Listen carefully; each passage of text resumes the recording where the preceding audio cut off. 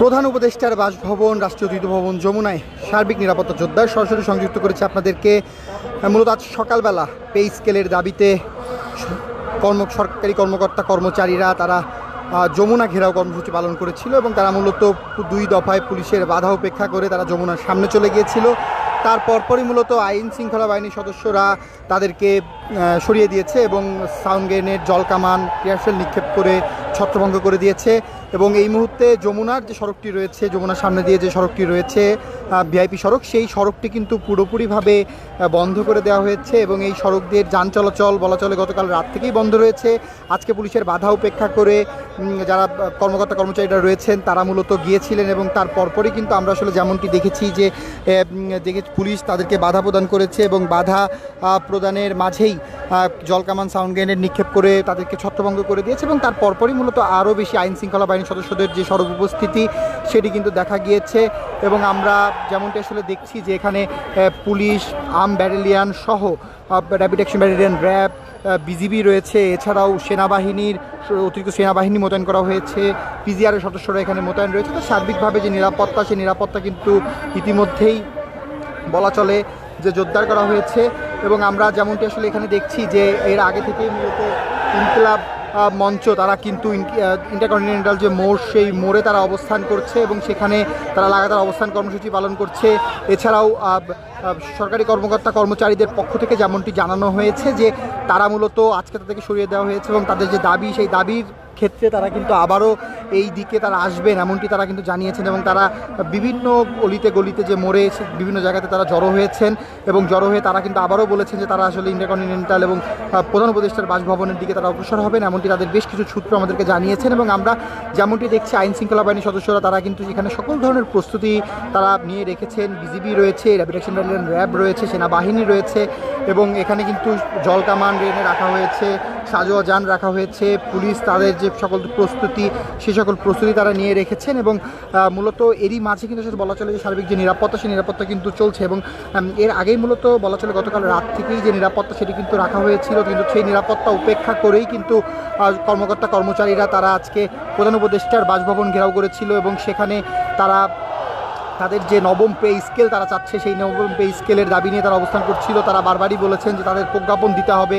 তাদেরকে আসলে ঝুলিয়ে রাখা যাবে না, তাদের দাবি সরকার মেনে নিচ্ছে না, এমন ধরনের বিষয় নিয়ে তারা কিন্তু বারবারই বলেছেন। এবং অন্তর্বর্তীকালীন সরকারের কাছে তারা বিশেষভাবে আবেদন জানিয়েছেন যে কোনো রাজনৈতিক সরকার নয়, অন্তর্বর্তীকালীন সরকার তাদের দাবিটি মেনে নেবেন এবং তাদের দাবি মেনে নিয়ে তারা মূলত তাদের যে দাবির প্রেক্ষিতে তাদের যে অবস্থান, সেই অবস্থানটি তারা করতে চায় এমনটি তারা জানিয়েছিলেন। এবং সেই অবস্থান কর্মসূচিতে কিন্তু আমরা যেমনটি দেখেছি মূলত সকালে কেন্দ্রীয় শহীদ মিনারে তারা জড়ো হয়েছিলেন। প্রথমে কেন্দ্রীয় শহীদ মিনার থেকে তারা মিছিল নিয়ে শাহবাগ হয়ে ইন্টারকন্টিনেন্টাল মোড় হয়ে মূলত তারা প্রধান উপদেষ্টার বাসভবনের দিকে ঢুকেছেন। তবে প্রথম দফায় কিন্তু তাদেরকে মূলত শাহবাগের যে থানা রয়েছেন, জাতীয় জাদুঘর রয়েছেন, জাতীয় জাদুঘরের সামনে কিন্তু তাদেরকে বাধা প্রদান করা হয়েছিল, সেখানে জলকামান নিক্ষেপ করা হয়েছে। কিন্তু সেই বাধা উপেক্ষা করেই যারা আন্দোলনকারী রয়েছেন তারা চলে এসেছেন এবং তারা সেখান থেকে মূলত এসে প্রথম আরেকটি বাধা সৃষ্টি করা হয়েছিল ইন্টারকন্টিনেন্টাল মোড়ে, সেই ইন্টারকন্টিনেন্টাল মোড়ের বাধাও তারা উপেক্ষা করেছেন এবং সেটিকে উপেক্ষা করে কিন্তু তারা আবারও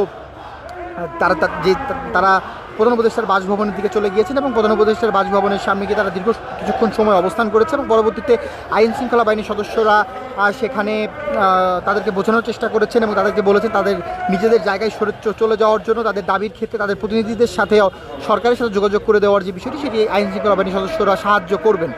তবে সেই জায়গাটিতে কিন্তু আসলে আমরা যেমনটি দেখেছি যে আন্দোলনকারীরা তারা কোনোভাবেই তারা সেখান থেকে সরে আসতে চায়নি, তারা সেখানে অবস্থান করতে চেয়েছে এবং সেই প্রেক্ষিতেই কিন্তু আমরা আসলে পরবর্তীতে দেখেছি যে আইন শৃঙ্খলা বাহিনীর সদস্যরা মূলত পরবর্তীতে তাদেরকে বোঝানোর চেষ্টা করেছে প্রথমে এবং পরবর্তীতে তাদের ওপরে জল কামান নিক্ষেপ করে ছত্রভঙ্গ করে দেওয়ার চেষ্টা তারা করেছেন, সাউন্ড গ্রেনেড নিক্ষেপ করেছেন, টিয়ারশেল নিক্ষেপ করেছেন এবং সেই টিয়ারশেল, সাউন্ড গ্রেনেড নিক্ষেপের পর বলা চলে যে প্রথমে ইন্টারকন্টিনেন্টাল মোড়ের দিকে একটি গ্রুপকে নিয়ে আসা হয়েছে এবং পরবর্তীতে আরেকটি গ্রুপকে কাকরাইল যে মসজিদ রয়েছে সেই মসজিদের দিকে তারা সরিয়ে দিয়েছেন এবং সরিয়ে দিয়ে কিন্তু উপদেষ্টার বাসভবন পুরোপুরিভাবে ফাঁকা করে দেওয়া হয়েছে এবং সেখানে সার্বিক নিরাপত্তা জোরদার করা হয়েছে। এছাড়াও মূলত যে প্রবেশদ্বারগুলো রয়েছে উপদেষ্টার বাসভবনের প্রবেশদ্বারগুলো, সেই প্রবেশদ্বারগুলোতেও কিন্তু সার্বিকভাবে নিরাপত্তা সেই বেষ্টনী কিন্তু রাখা হয়েছে।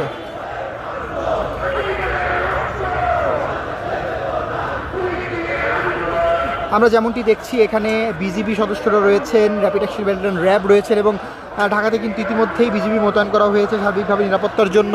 এছাড়াও ইনকিলাব মঞ্চে তারা কিন্তু লাগাতার তাদের অবস্থান কর্মসূচি চলছে। তারা ইন্টারকন্টিনেন্টালের এক পাশে তাদের যে অবস্থান কর্মসূচি, সেই অবস্থান কর্মসূচি তারা পালন করছেন। অন্যদিকে আইন শৃঙ্খলা বাহিনীর সদস্যরাও প্রস্তুতি নিয়ে রেখেছেন এবং পে স্কেলের দাবিতে যারা সরকারি কর্মকর্তা কর্মচারীরা আন্দোলন করছেন তারাও মূলত অবস্থান নিচ্ছে বিভিন্ন জায়গাতে এবং তারাও বলছেন যে তারা আসলে এখানে এসে অবস্থান নেবেন, এমনটি তারা জানিয়েছেন। তবে আইন শৃঙ্খলা বাহিনীর সদস্যরা কিন্তু বারবার তাদের করা বার্তা, তারা আসলে এখানে এই এলাকাতে কাউকে আসলে সভা সমাবেশ করতে দেবেন না, এমনটি তারা জানিয়েছেন। এবং আগে থেকেই তারা জানিয়েছেন, গতকাল রাতেই তারা ইনকিলাব মঞ্চে নেতারা ঢুকতে চেয়েছিলেন, তখনও তাদেরকে প্রবেশ করতে দেওয়া হয়নি।